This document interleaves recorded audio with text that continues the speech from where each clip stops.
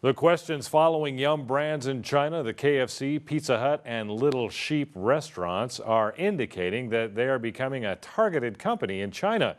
They have been implicated by media as being part of a sick chicken, improperly fed chicken, and the bird flu, and most recently, accepting of rat meat disguised as mutton.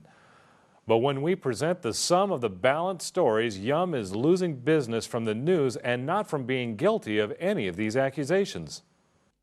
Reuters in China has provided the latest in a string of accusations with a story yesterday against Yum brands.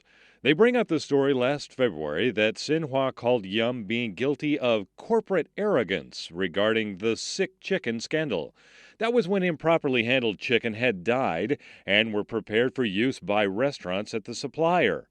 One of those boxes had a KFC destination on it, and the story was labeled as a KFC supplier selling sick chicken to the restaurant chain.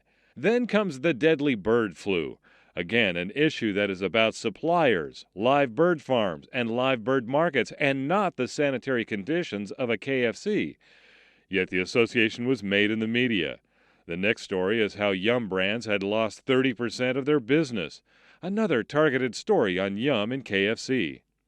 Just last week, Chinese food inspectors made sweeping arrests on fake food suppliers around the country. They fined one operation of some 60-some people that had used rat meat and other rodents to be repackaged as mutton.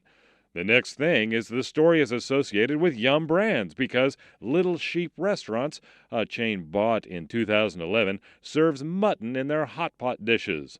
Now Yum is working with the Shanghai consultancy CIC to build the customer relationships they have.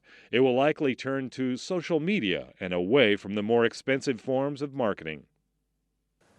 The recent Reuters report claims that Yum should have done a better response at the initial allegation in December. That may be true, but it still doesn't take into account the initial situation of poor journalistic practices and then the continued improper allegations by the Chinese media as guilty parties causing Yum's stocks and restaurant business to fall.